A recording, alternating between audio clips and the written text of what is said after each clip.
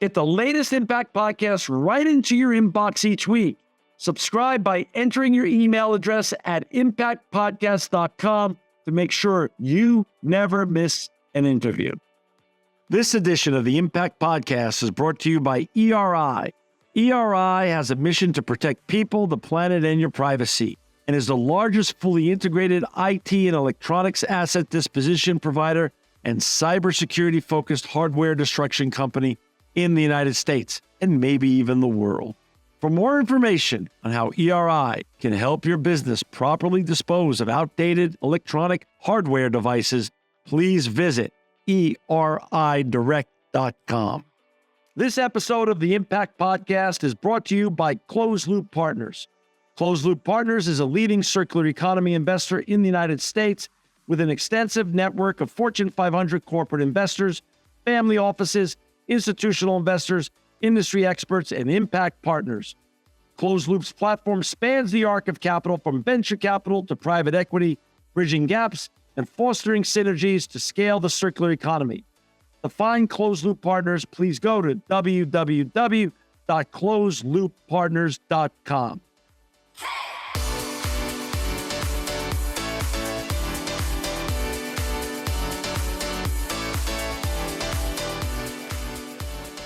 We have to democratize wellness. And we're not going to be able to do it in a traditional healthcare setting because they have to take insurance reimbursement. And insurance at this time doesn't pay for that multimodal diagnostic testing that we can find things early. We know 7 out of the 10 leading causes of death can be totally prevented. And that's my mission. That is where I'm at now, because guess what? There's multiple things that happened in my life that if Fountain Life was available to me and to my husband who passed away, that neither of us would have experienced what we experienced, And so I am just filled with such deep-rooted passion and desire to unlock the key to some of these answers that humanity deserves when it comes to wellness, early diagnostic, early detection. But going back to the gut microbiome, Dr. Chumsry and I worked really closely with ways to optimize the gut microbiome. And this isn't just taking a probiotic, right? This is really optimizing your nutrition. And we know from the American Gut Project, and I think it's okay if we talk about some stuff like this because this is the fun stuff. I think we're done with the story. Let's talk about what matters. What matters? No, the story. Your story matters. Now let's talk about what's actionable for our listeners and viewers out there. I want to get to. And by the way, just for our listeners and viewers, let me just say this. Dr. Dawn Mussallem is with us today. She's now the Chief Medical Officer at Fountain Life. Fountain Life is actually where I get my health taken care of. So I'm a huge believer. I'm so happy to have you on our team, Doctor. This is so exciting. But for our listeners, this is not meant to be medical advice in any way, shape, or form. Anything you learn today, please take it to your own health practitioner and then find out what's really actionable for you to do under the care of your own doctor. Now, I want you to start talking about the importance of the gut microbiome. I want you to share that with our listeners. Then we're going to get into other stuff as well. I love it. I mean, if you were to ask me what do I feel is the most important focus point in medicine and research, it's the gut microbiome. And this is something you don't even have to ask your doctor about. We all can help to optimize our gut microbiome in such an easy way. The American Gut Project showed people who have 10 or less different sorts of plant products a week versus those that have 30 or more. Now, people are like, what the heck? That's a lot. But it's not. It's just different sorts of vegetables and fruits and whole grains and beans and nuts and seeds and spices. Spices have so much medicinal value. 4 spices equals 1. So, you don't get each spice. So 30 different types. So when you go to the grocery store, I tell people, you're going to need to spend more time. You've got to show up for yourself, right? I'm in a hurry. I got to do, no. You know what? You will make time for your sick care. Let's not do that. Let's be proactive. You've got to show up and take time for your well care. And that starts with really getting a wide variety of really healthy plant foods coming into your diet. It doesn't mean you have to be plant exclusive or you need to become vegan. Just get a wide variety of those plant foods. And they saw that people that got this more diverse plant food intake had the more optimized gut microbiome, 30 different plant foods a week. So it's kind of a fun challenge people could do in their workplace or in their family. And it's fun sometimes if you make a really beautiful grain bowl to count how many different ingredients. I had one friend once who actually was able to get 46 different ingredients into one grain bowl. It was crazy. So you could have a lot of fun. 46 days. I'm like, oh, that's a lot. Let's But talk guess about what they found out? Food is a healing tool. Talk a little bit about some of your favorite foods. Like, let's talk about berries, for instance. Yeah. All vegetables and fruits are healthy. There's really not one that is, necessarily better than the other, I would say. What I would say is do what you enjoy the most, get in that variety. Fresh or frozen are both fine. If you buy them frozen, make sure you cut open that bag and thaw them out. Don't heat them up in that bag. Even if it says it's a microwave bag, put them in a glass container and then heat them up. That's what you need to do. Berries. I mean, they are just so incredibly healthy for you. There's a lot of research from everything when it comes to cancer to where it comes to brain health, but we shouldn't segregate the body into all these little parts. We just know as a whole, it's good for you. So whatever berry you enjoy and try to get that variety. Raspberries are one of the highest foods in terms of fiber content. And when it comes to fiber, 91% of women are fiber deficient, 95% of men. Fiber is magic. John, there was an amazing study. So this is important. There's three things. When you hear these outrageous claims on social media and someone's claiming that this product or that product or this food, whatever, results in this, and it's just like, I don't know, that sounds like too good to be true. First of all, ask, was it a human study? Next, ask how many people were in that study. And then the last thing to ask is, what are they comparing it to? Those are really important things, to be critical when we hear these claims for certain products. So there was this amazing study. 17 million people were in this study last year. And it showed that with fiber, it had class 1 evidence. Class 1 evidence is the biggest strength of evidence we can give to any intervention. For example, pharmaceutical medications. Okay, but this was fiber, which is easy to get in your diet. Sure. And it showed class 1 evidence with a 28% reduced cardiovascular mortality, reduced pancreas cancer risk, and reduced diverticular disease risk. It had other benefits too, but this is class 1 evidence. And the number one reason men and women die, we shouldn't live in this fear adverse, sort of lifestyle, but the number one reason we die is heart, right? And so here we find fiber.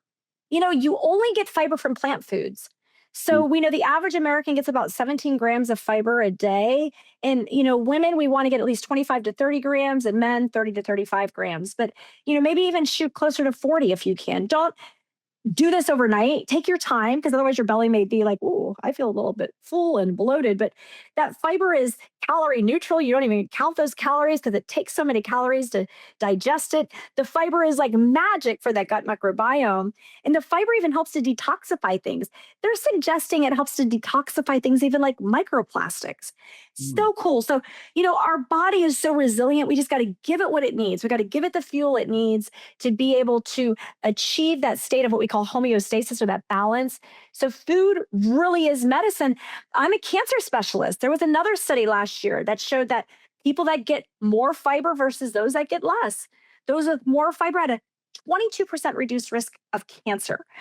And then we hear these carnivore, keto, carb-free diets. Well, listen, fiber is a carb, but it's a carb that's very metabolically healthy. There was a study that was done in people who are overweight and obese. And it showed, yes, fiber helps with weight loss. It helps with the metabolic health. 88% of Americans, their metabolic health is out the door. It helped with their blood sugar control. It helped with their cholesterol panels. So definitely, one take home we have here today is eat more vegetables and fruits, get more of those fiber-rich foods that are coming from plants, including whole grains, and throw some beans in every day. I want people to get one serving of beans. So important. Beans or legumes, right? It's lentils or black beans or all that is great for you. Oh, yeah. And I've had people say, oh, I don't like kidney beans. Don't eat them. I hate them too. I don't like kidney beans, but I love garbanzo beans. And, there's so many cool recipes. ChatGPT is free. Beans are the cheapest protein you could possibly buy. You don't need to get them in a can. You can. I do. People who get gassy from beans, there's a carbohydrate in beans called raffinose. And so you want to basically soak beans. So if you're doing dry beans, soak them overnight, rinse them really good. You're pulling that carbohydrate that makes us feel gassy off the bean. If you do canned beans, just rinse them really good. And then cook them like in a pressure cooker, and you're going to tolerate them much better. If you're new to beans, you just want to start small though. Maybe just a few tablespoons on a salad. Or if you're cooking some quinoa or wild rice, put some lentils in there or some split peas or garbanzo beans, but weave some beans into that. So, you asked why they called me the magic bullet, and we're talking about these vegetables and fruits and Yeah. fiber, and that's why. Because we would do food as medicine with the cancer patients. We'd move them. I would use some off-label medications to optimize metabolic control and reduce inflammation and things like that. And we found that our patients during chemo were feeling great. They were like me, tiptoeing out of my hospital room and having my vitality. They were like, "Oh my gosh, this sounds crazy, but I think I feel better now than before I had cancer." Because they were taking care of themselves. They were showing up for themselves in the first way. They had new meaning and purpose over their life and a new reason why they wanted to show up. So it's really exciting to witness what I've witnessed among so many people. Dr. Dawn, I was lucky. I wanted to lose weight when I was a young kid because I was a horse race driver. So I needed to get thinner. Oh. So I was 17. I gained too much weight. So I started losing weight and I started adhering to a vegetarian diet. And about 15, 16 years ago, I went primarily plant-based. So going to the restroom has never been, luckily for me, a problem. But I have tons of friends who want to know this question. I want to ask you the question, and I want them all to hear it from you. What's the answer? They want to know what's normal. I mean, is once a day normal? Twice a day normal?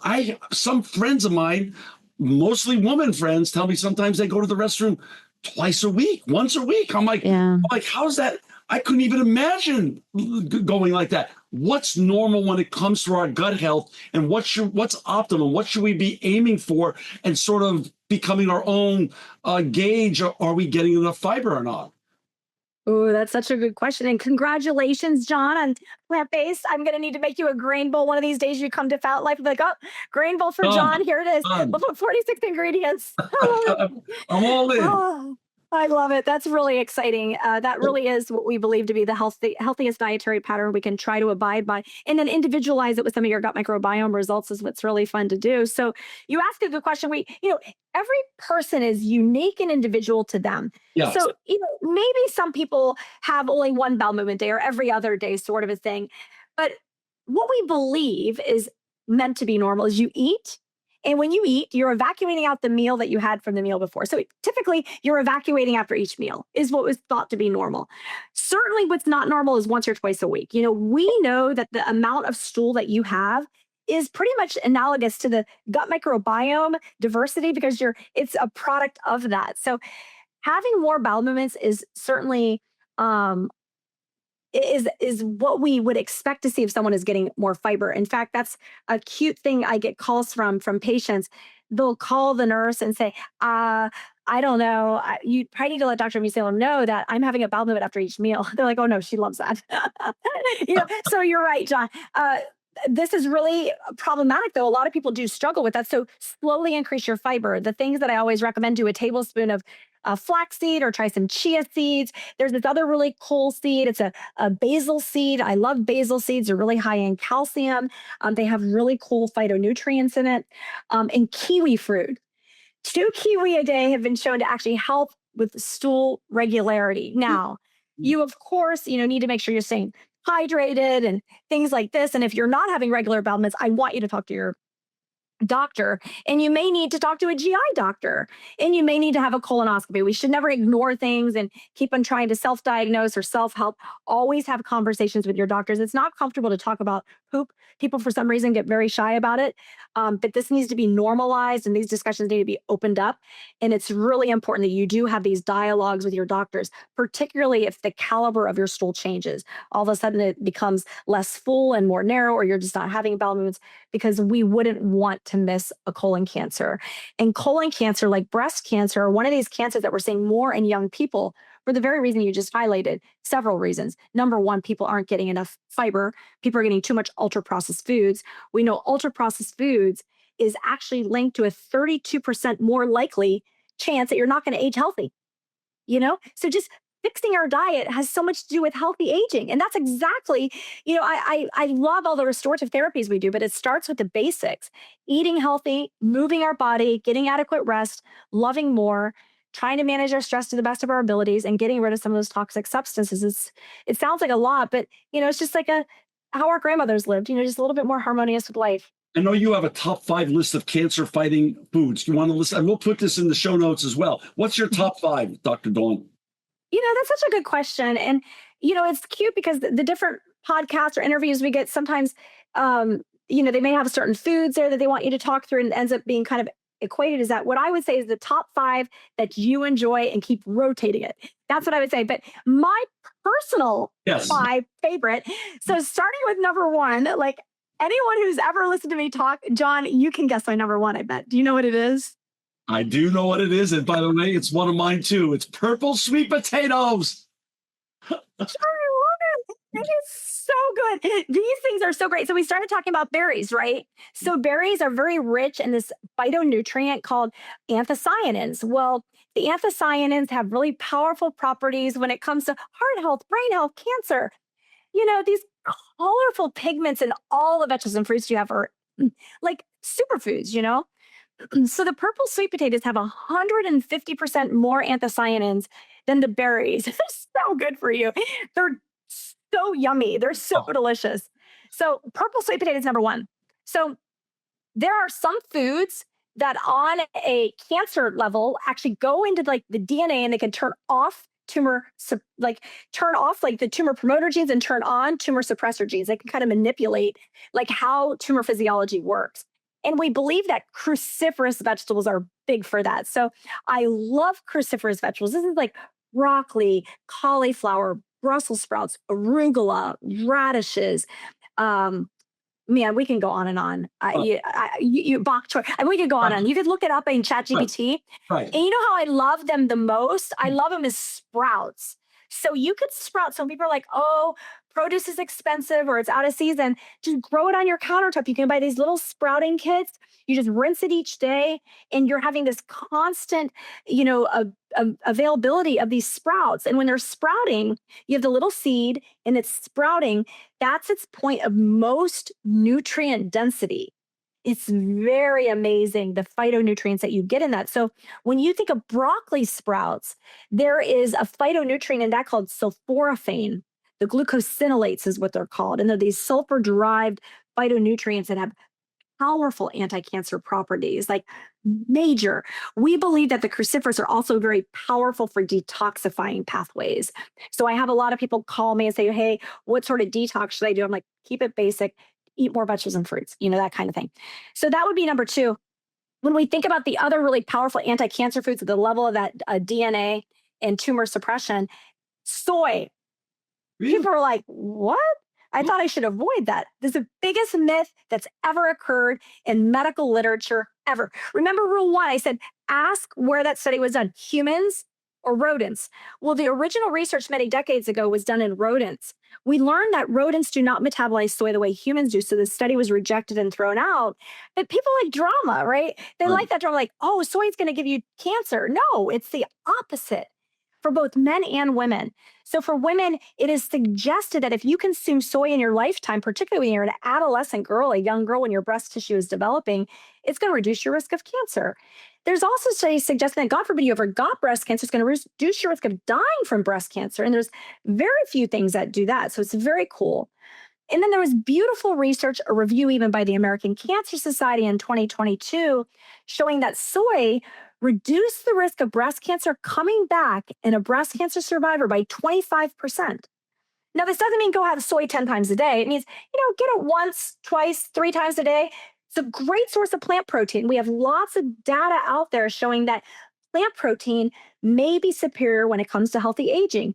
Doesn't mean you need to be plant only and be vegan unless that's what you want to do.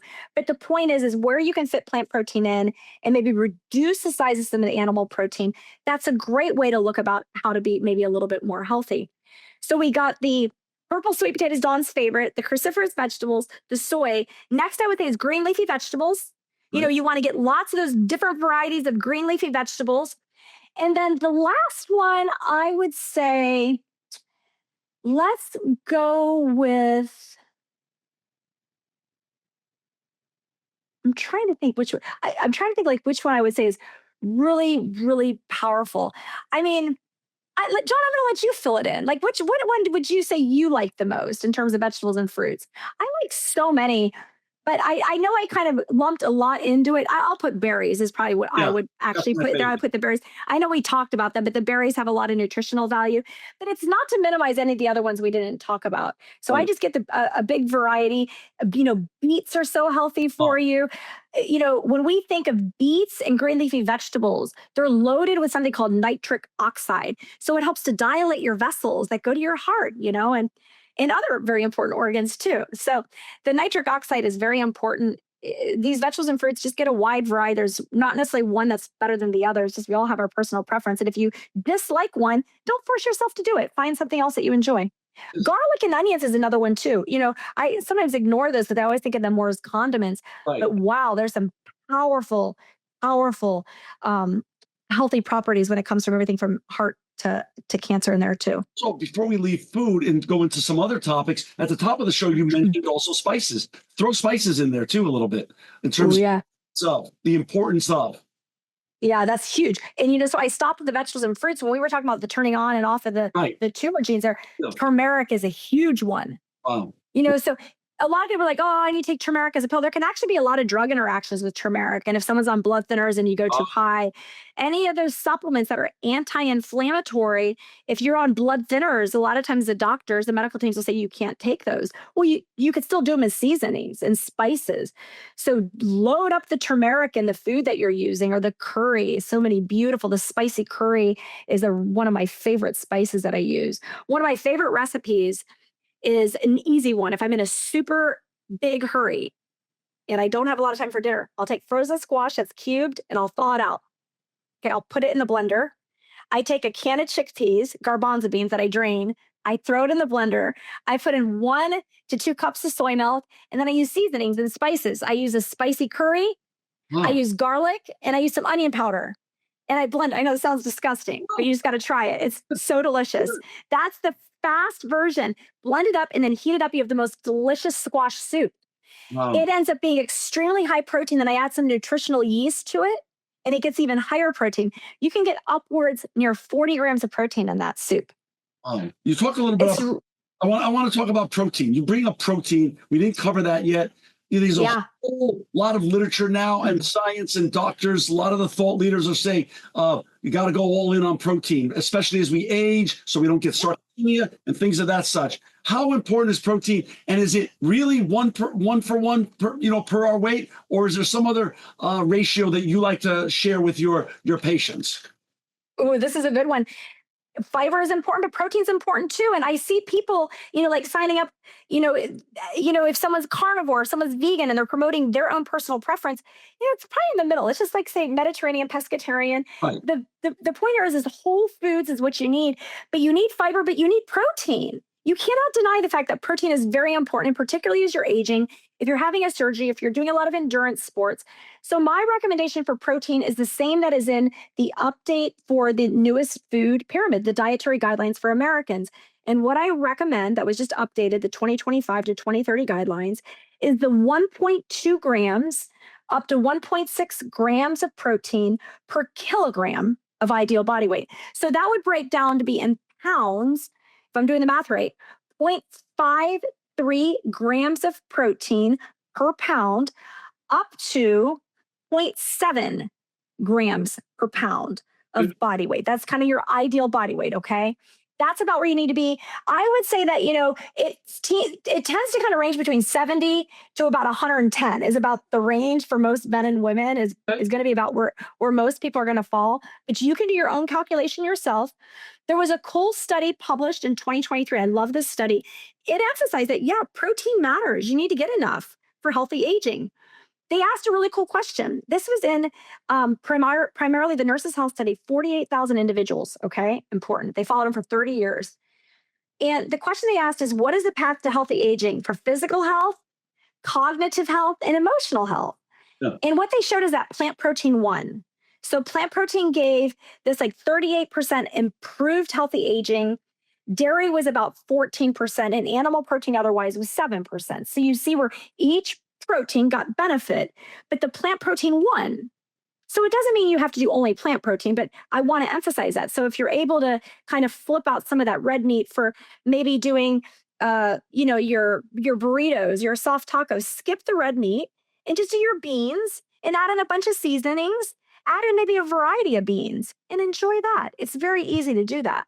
Doc, what's your thoughts on this whole trend, craze, whatever we want to call it, of intermittent fasting and fasting for health and wellness and clarity and just even to fight cancer? What's your thoughts on that? You're asking great questions, John. These are like the top questions that I feel that people need to hear. So I'm really grateful for you letting people hear my wisdom. Yeah. So, we are like in a time of plenty. Like people, it's like everyone, and it's like almost gluttony, like food, food, food, food, food. Right. Our body like never has a chance just to rest and restore. And when we sleep, our body's resting and restoring. We send the soldiers in to repair. But there's this beautiful body process called autophagy. And it's when basically our cells are rejuvenating. It's like spring cleaning our cells, basically. And we do that when we fast. And so fasting is very, very important. And I would love if everyone can try to do just a simple 12-hour nightly fast. Stop eating at 8 p.m., start eating at 8 a.m., whatever timing works out for you. Try to do that. If fasting is hard for someone, I'm gonna be honest, it's really hard for me. I wake up at 4 in the morning. I love 4 in the morning. And I like to have my coffee with soy milk. And by the way, coffee is very good for you. Right. As long as you can tolerate it, but it's good for you. And you can always do it decaf. You still get benefit. But I like to have my coffee with soy milk. So I'm just not a good faster. It just doesn't seem to work because I like to eat at 4 a.m. So what I do is I do a 5-day fasting mimicking diet every 3 to 4 months. I use that Prolong kit. This is not an endorsement. I do not make money with them. So I feel very comfortable He's sharing been on their the name. show. Dr. Longo's been on the show. It's Prolong's great. It's wonderful. We use them for research with our patients. It's what I use for my patients during chemotherapy. I would fast my patients actually during chemo. I would have them do a 48 to 72-hour fast using his kits. So I do the 5-day Prolong every 3 to 4 months. And I love doing that. And I think that's really important. So either a 12-day fast or the Prolong fast, I think is a wonderful thing for people to do.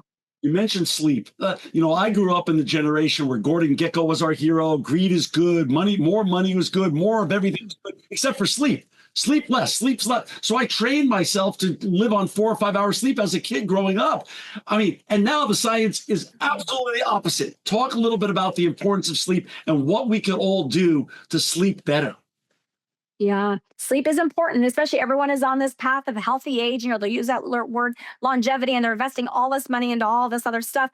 Just going back to the basics matters first and foremost. But we know sleep is a big, important contributor to restoration. And we want people to get 7 to 9 hours of sleep. We know that that's when your brain gets its bath. Like literally. So there's the lymphatic system, and basically it's the cerebral spinal fluid kind of washing the brain of all the toxins, and it purifies the brain. This is so important, particularly if we're thinking about dementia risk. I cannot emphasize enough about the importance of sleep. And it can no longer be this badge of honor, like, oh, I slept 4 hours, 5 hours, or we're going to send this email at 2 a.m. and everyone else feels guilty because they're caught. No, really look. And the other thing that we know now, this is newer, is sleep regularity. So really think 10 o'clock, I want you in bed. 10 o'clock to 2 a.m. is like a really important window, we believe, of sleep. So just keep that in mind. Really aim for those 7 hours, or some research has pointed to 7.5 hours. I'm like, oh no. Let's stop you there. Dr. Dawn, talk a little bit about that 10 to 2, because you bring up something that's not talked a lot about. It's if you slept from 12 to 8 versus 10 to 6, allegedly, the 10 to 6 is more valuable because that's between 10 and 2 is higher valued than all the other sleep the rest of the night. Why is that? This is more involving research at this time. And again, that's when the body, from a circadian rhythm standpoint, expects you to be in that position, to be in bed. So it's very important to emphasize the importance of this. And, John, I know this is like a separate subject, but when we think about like the hallmarks of aging. And one of the hallmarks of aging is something called nutrient sensing, or our metabolic health is one of the things I really look at. And I find that so many patients are doing every single thing right, but type A personalities, they are not sleeping, and it's really hard for most type A people to get to bed by 10 o'clock. And if people are doing their continuous glucose monitors, they're like, I can't get this right. I think I'm doing right with my food.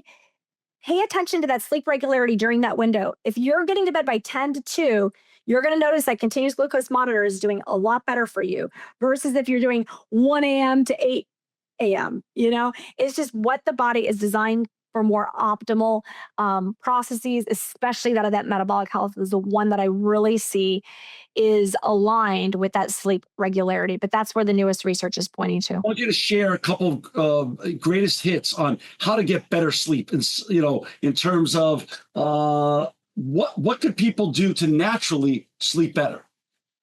I think that's really important. So number one, when you wake up first thing in the morning, I want you getting that big morning sunlight. Our circadian rhythm starts to reset then. So blinds up, light on, get the morning sunlight. Caffeine, I talked about coffee, right? So you really want to start cutting out coffee a good 10 to 12 hours before you're going to wind down at night. We don't know everyone's caffeine metabolisms. Some people are rapid, some people are slow. And so without knowing that, you need to be careful. So dial back on the caffeine. The next is blue light. The blue light exposure, the screen we're looking at all day long, pop those blue light glasses on or get screen protectors because that blue light is plummeting your melatonin all day long. This is particularly important at sundown, so after work, if you're on your phone or devices, be mindful of that blue light or just get those dollar store glasses that will protect you. And then the last is just having a nice wind down routine.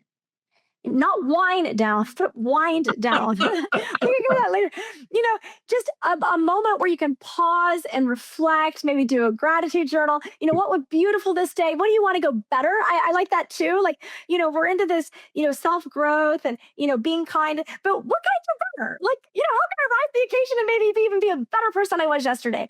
Right. I think that's important. Have that nice wind down routine and get yourself into bed by that 9:30 hours so you can start to get to bed by 10.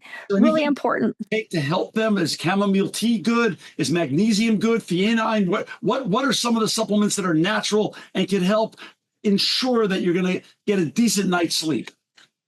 You said the two that I actually recommend.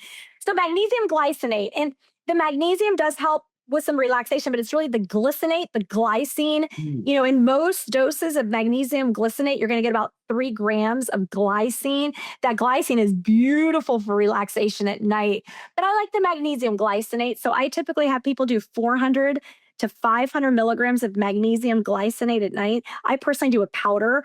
I just think it's easier. The pills, you got to look at the label because usually to get 400 to 500 milligrams of magnesium glycinate, you need 4 pills, and that's just too hard to swallow at nighttime. So I do the powder and I just concentrate it because I don't want to drink too much fluid at night. That's another kind of sleep hygiene thing is, if you drink too much after sundown and you're waking up to void all night long, cut back, try to cut back how much fluid you're drinking for hydration purposes at dinner time, at sundown. Hydrate yourself all through the day and then just drink for thirst after 5 or 6 p.m. so you're not getting up to void all night long. The next would be beyond the magnesium glycinate is just what you said, John, the L-theanine. I really love L-theanine. Check with your doctor first, of course. Magnesium is safe for almost everyone unless they have kidney issues. You'd want to check with your doctor if you have kidney issues. The L-theanine, always check with your doctor on that one. Very, very safe though. And I typically recommend 200 milligrams of the L-theanine. That has nice relaxation properties. The mind feels nice and calm with that. So I feel that that's a really nice option. I really don't use much melatonin in my practice. If someone wants to use it, you just need baby doses. I think people overutilize it. It is an antioxidant. I don't think it would necessarily hurt someone in the cancer arena for integrative purposes. We tend to go really high doses. So there's a lot of different ways to use it. And then I use mind body therapies like meditation and prayer. And then I love acupuncture. So if someone is really struggling with sleep issues, check out acupuncture. It's very, very effective for those purposes. So that's my cocktail. What's the guidance now on when you're supposed to have the last morsel in your mouth before you go to sleep? Is it 2 hours or 3 hours? Because I find the further away that I eat the last meal from my sleep, the better I sleep. So if I'm 6 hours before, sleep better than 2. If I'm 4 hours before, it's much better than 2. So to me, I try to 5 or 6 hours before have my last meal. What's your guidance to your patients?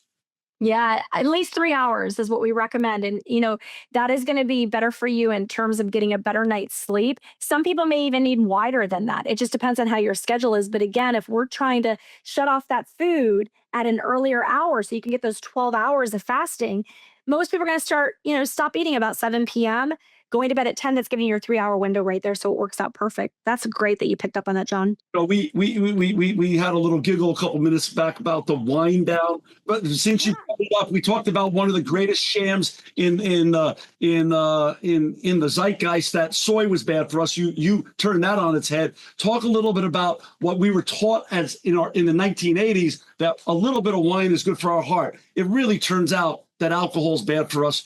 Full stop, on any level whatsoever. Is that not true? That's exactly right. We should not drink to be healthy. Right. You know, it's so people get frustrated, like, well, how did they get that wrong? What they learned is that the non-drinkers actually turned out to be recovering alcoholics in that cohort, and they didn't realize it. So some of the non-drinkers looked less healthy than people drinking because once upon a time in their lifetime, they were big drinkers. They were alcoholics. So it's a real big flaw in the research, but they're like, oh, shoot. So that was the big problem there. So yeah, alcohol is linked to cancer. We know it is a class 1 carcinogen. And so for cancer control, we want people to really work at limiting / avoiding alcohol. When we look at the patterns of longevity, alcohol is one of these contributing factors to increased mortality. It is just linked. The recent report is about 3% association with that of all causes. So, we want to be really mindful about alcohol. So, what does that mean? In America, what our guidelines say is that it's 2 drinks a day for men, and women, it's 1 drink a day. That's way more than people should get. So in Canada, to kind of shed some light for comparison and contrast, it's 2 drinks a week for men and women in Canada. Big difference, right? So do I think that people have to avoid alcohol altogether? That's up to you. I think people can certainly have a good time without it. It definitely is not good for our brain. It interferes with our sleep. If you're having a special occasion, a celebration, if it's special to you and you enjoy it, go enjoy it. I personally love to have a good glass of wine. And sometimes people are like, I'm shocked that you would do that. You've had cancer. I'm like, well, but I also live, right? And it's what I enjoy. And I don't judge others. And we just have to do what's normal for us. But I would say this is, if I do, I just don't feel as good the next day. And so I find out, especially as we get older, it's like not even worth it. I would rather have like a nice tea or get some iced tea or something like that I can enjoy, where the next day I'm on. Because a lot of times what happens is if you drink, the next day you're kind of like, I don't know if I want to exercise. You're just a little undermotivated. You don't sleep as good. It's just not worth it. And it's calories. It has more calories than a traditional carbohydrate would. So it's 7 calories per gram, where carbohydrates are 4 calories per gram. So if we're watching that girlish figure, get rid of the alcohol. I have women all day long. Speaking of taboos, smoking a taboo, even cigars, vaping a taboo, even if just there's no such thing as I vape instead of smoke, right? No. And maybe it's not worse, but it's just as bad, right? And it's all the stuff that are in the vapes, with the vitamin E acetate. We know that it's causing major lung issues with lung damage that we're very, very worried about. Doc, let's talk about exercise now. This is, exercise I know is big in your protocol, not only to beat back cancer, but also just to be the best you. Talk about the importance of exercise for all of us to exercise more. So with exercise, 80% of Americans aren't getting enough. Wow. That's a big problem. It's a huge problem. And if, when I look at cancer, if someone was to say, what is the most powerful thing we can do to improve cancer outcomes? It's exercise. Exercise, exercise, exercise, exercise.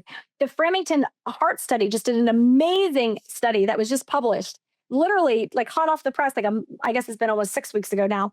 And it showed us that exercise, moving our body. What is the number one thing we're all most worried about when it comes to aging? Our brain. We're all worried about that, right? Dementia. And it showed that exercise is like powerful, like over 40% benefit for all ages. And as we get older, even a bigger benefit. So when it comes to exercise, the power it has for brain health, and this is both cardiovascular work as well as resistance training, keeping our muscles strong so that we're strong enough, we could be mobile enough, we have the reduced risk of falling. There's some studies that show that the stronger our quadriceps are, the leg muscles, the more likely it is that you will not develop Alzheimer's dementia. So there's lots of research evolving on the importance of maintaining our strength, maintaining our muscle mass, but we've got to still do cardiovascular work. And as you know, at Fountain Life, the VO2 max is a very important equivalent of that. And that's very important testing that I, of course, am very passionate about, because that's where all my research started from day one, when I first became involved in research studies. So it's very, very important to make sure you're moving your body. The more, the better. There's no such thing as not enough. But one thing I do want to draw attention to is people are really committed to, I'm going to go to the gym, I'm going to do my 30 minutes, 60 minutes, and they sit the rest of the day. Like I'm standing right now, constantly moving, or I'll be talking, I'll do some like leg curl, just constantly, hey, John, pardon me, John, I got to do my push-ups. But we gotta move. Oh, give me 10, Dr. Dawn. Come on now. So wait a second. Yeah. I have friends like I try to walk anywhere between 12 and 18,000 steps a day, besides going to the gym. And also lifting weights 3 or 4 times a week. Talk a little about, like, I have friends that say it's not even worth it, John. I work too much. I can only get 5,000 steps in a day. 10 is too ridiculous, and then they just don't even want to try at all. Talk a little bit about a little is better than nothing. Yeah, every step you take is better than the step you didn't, right? So just move. But we really want to work up to 7,000 steps. That's where we really start to get the health benefit. So you got to push yourself. No more comfortable. I have you got to work hard, because I've seen too many people start to show up when they're sick. And I just don't want that, right? And you know what? If you're tired, I just say, just make yourself move, because what's going to happen is you're going to reignite your vitality. You're going to feel energy from moving. A lot of times you're so busy, you're like, I just don't want to exercise. And you have this thing hanging over your head, you got to do 60 minutes. No, just go do 5 minutes. And then maybe after 5 minutes, you want to do 5 minutes more, and then just stop at 10. Anything is better than nothing. And if anything, you could break it up. We know that helping your blood sugar control, I love taking a 5 or 10 minute walk after each meal. If you're not able to do that, sit at the table, do some calf raises. Just, Right. No one will even know you're doing it, but that'll even help your blood sugar control. It's just really good, fun little things you can do. Be active as a family, though. Take your loved one with you. Weightlifting as a form to stave off the effects of aging, the importance of having muscle mass as we age. Talk a little bit about that. Number one, muscle is your metabolic tissue. Right. So when we consume blood sugar, the blood sugar is shuttled into the muscle, hopefully. So number one, that's very, very important. But number two, the other reason that muscle is so, so important beyond that metabolic aspect, which I do believe that's why we see that brain research, because having metabolic health keeps our brain healthy, keeps our heart healthy, keeps us alive on earth longer. But then we got to think of function, right? We know that getting from chair to standing and moving is going to be the preventive tool that we need to have for preventing falls. And so muscle strength and mobility is very, very important. Even things like air squats have been equivalent to improving and reducing the risk of Alzheimer's dementia. So muscle mass is something that I feel like a lot of women for many years have shied away from, because they're scared it's going to make them bulky. Right. It's impossible for a woman if they want to add muscle, it's almost impossible. But we've really got to lift weights. And what I recommend is 2 to 3 days a week in the room for weights. How I have my patients do it is, once you hit 8 reps, as you move to 10 reps, so if you're doing a chest press, or let's just say shoulder press, 1 is a rep, 2 is a rep. I want people to say about 8. And as you get to the 8, it should be like, oh yeah, I can't do 1 more with good form. Right. That's the weight you should be at. If you're doing 15, it's like that's way too light. Go heavier, heavier, heavier. I like for people to go heavy, because it's going to keep them stronger, not only for their muscles, but guess what else? Their bones. And so we need to keep both muscles and bones strong. Very, very important. Dr. Dawn, I'm on the Fountain Life website now. It says the Ultimate Longevity and Health Span Membership. And for our listeners and viewers to find Dr. Dawn and Fountain Life, you can go to fountainlife.com. It will be in the show notes, among other things. So what is actually going on at Fountain Life? What sets it apart from all other medical clinics? Why did you go there? And what's going to be your ultimate mission and goal there? Thanks, John. I'm very passionate. I'm so excited to be a part of the Fountain Life family. It's an amazing team. incredible doctors and care coordinators, health coaches, nutritionists, entire multidisciplinary team that is centered around optimizing each unique individual's health plan.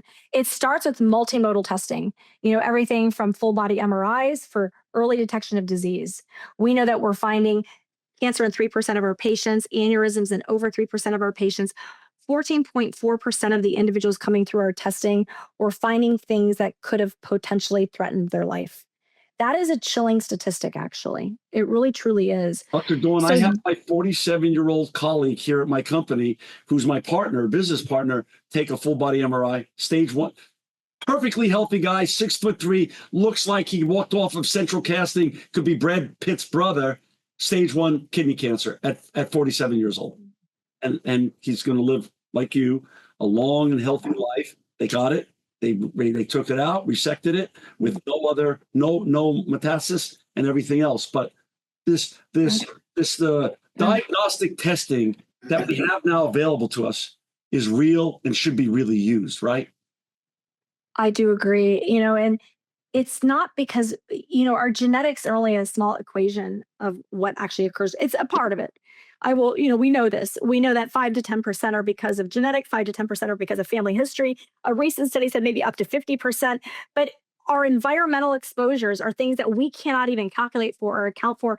Ionizing radiation and pollution, and then our lifestyle of being sedentary and then not eating as healthy because the food system has been a little bit derailed. So there's so many insults coming our way that what's happening is we're getting cancer at younger ages. That is just what we are seeing now. And unfortunately, in traditional medical models, we don't screen for the majority of cancers that kill you.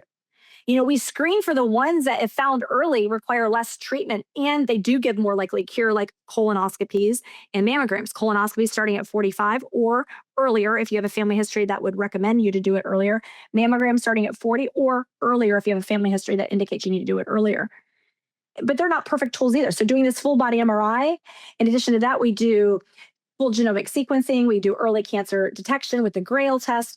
We also do CAT scans. The CAT scan is something that looks at the soft plaque as well as the calcium. The calcium score is one thing, but for me, the soft plaque and the flow going through the coronary vessels is something that's far more important to me. We check extensive laboratory studies, look for micronutrient deficiencies, these inflammatory conditions. We know inflammatory conditions are a big driver of some of the uncertainties we have about which cardiac biomarker to rely upon, and maybe more driven by inflammation. We look at the metabolic health parameters. Again, going back to the micronutrients, that was something I saw in my clinical practice to such a high degree. And when you close some of those nutrient gaps, people's immune systems work better. They feel better. Closing nutrient gaps is critical. Optimizing hormones, gut microbiome, doing that gut microbiome, getting the age score, the biologic age score to say this is where it gets fun, right? Okay, I am 51 years biologically, but what am I in terms of chronologically, I'm 51, but what am I biologically, right? These are fun. These are fun because we say, hey, I'm exercising, I'm sleeping better, I'm doing this. Boom, I'm 7 years younger this year. All right, well, I want to try to get 10 years younger. Okay, I'm going to increase X, Y, and Z. And you work with your doctor to do more restorative therapies. What sort of restorative therapies can we do for you as a unique individual within our Fountain Life offerings? We do everything from various peptide to exosomes to stem cell therapies, plasma exchange. That's very exciting. When we start to think about restorative treatments and people get really excited about reversing that chronological age and having those improved biological age markers. Well, I'm not even talking about disease reversal. I'm assuming we know we're there to reverse disease and do all those things. But when we go to more the human optimization, that's the space that we get really excited about because we know we're going to reverse that disease for you. And we have remarkable statistics showing us how we're reversing that soft plaque, reversing brain age, reversing the age scores, reversing fatty liver, reversing diabetes and prediabetes. Extremely exciting. Out of your amazing story of overcoming adversity, as now the chief medical officer of Fountain Life, what's your goal? What's your mission that when we have this conversation, when I have you back on the Impact Podcast 2 years from now, and you talk about what you set out to do at Fountain Life and why they brought you in, talk a little bit about what's your goals now for the next couple of years at Fountain Life. Yeah, I'm really excited. What's really what really drew me, because I would not have ever left Mayo Clinic if I didn't have a big vision. Right. And so the goal here is really to democratize wellness. Right. And really doing deep research, working. I'm so excited in every meeting that I'm sitting in to really align with the industry partners we're working at in these early detection testing companies to say, hey, I want your I team, your research team to work with ours. We're going to collect this data as a whole. We're all in this together. Our mission is to elevate humanity and to help to detect disease earlier, prevent it altogether, right? And then to optimize the human potential in a way that everyone feels great and has vitality. And so what's really fascinating and what really drew me to Fountain Life is we have this massive AI cloud that overlooks all of the diagnostics that we're collecting to pick up patterns, to understand, wait a minute, when we are seeing reversal of the soft plaque, what metric is moving? What intervention do we do? What is actually moving the needle? But we need more people. We need to grow the numbers so we can get more robust data. But this is what excites me most. And then at the interface of this, to work with our Zori so that we can really have Zori be interactive with our members. So I was in a fun meeting today with our awesome nutritionist saying, hey, let's do this. And they have so many creative ideas and to really interact back with the person, and explain what Zori is. I know what Zori is. Explain what Zori is. Explain what Zori is. Yes, so Zori is our app. It's our individually unique AI-guided app that looks at John. It would look at all of your data. You could ask it any question, any time of day, and it's going to look at your data as an individual and say, let's say you ask it, hey, Zori, in order to improve my cardiovascular health, what would be a good breakfast for me this morning? And how should my exercise regimen? It'll do that for you. But what my goal is to even have Zori start to ping you. And it starts to say, hey, John, take a picture of your meal. So Zori's going to start driving you crazy because I want to know what you're doing at home. I'm going to be like, hey, how's your mood? Hey, your sleep score looked like you weren't sleeping. Maybe you should try this. Here's some deep breathing exercise. So I'm really excited. And I was involved in some of this technology and development of different tools at Mayo for our patients. So it's been fun. I get to take all that fun stuff working on there, and we're going to make Zori like a machine. It's going to be exciting. Dr. Dawn, you've been more than absolutely generous with us. You've spent about 2 hours with us today. I want to say, first of all, to our listeners and viewers, to find Dr. Dawn and all the great work she's doing at Fountain Life, please go to www.fountainlife.com, become a member, or at least learn more about it and potentially sign up. I'm a member. Other members of my family are becoming members. I just can't say enough great things about everyone at Fountain Life. And now having Dr. Dawn there is just amazing. I just want to also say this. I just want to say, I wish you continued great health and wellness, because truly the world needs more of you. And it's just a blessing to have you on the show so people can learn how to continually be the best they can be. Thank you so much, Dr. Dawn. Thank you, John, for having me. And good luck to all of your listeners. We're all in this journey of life together to elevate each other. So let's continue on that path of wellness. This edition of the Impact Podcast is brought to you by Engage. Engage is a digital booking platform revolutionizing the talent booking industry. With thousands of athletes, celebrities, entrepreneurs, and business leaders, Engage is the go-to spot for booking talent, for speeches, custom experiences, live streams, and much more. For more information on Engage or to book talent today, visit letsengage.com. This edition of the Impact Podcast is brought to you by ERI. ERI has a mission to protect people, the planet, and your privacy, and is the largest fully integrated IT and electronics asset disposition provider and cybersecurity-focused hardware destruction company in the United States, and maybe even the world.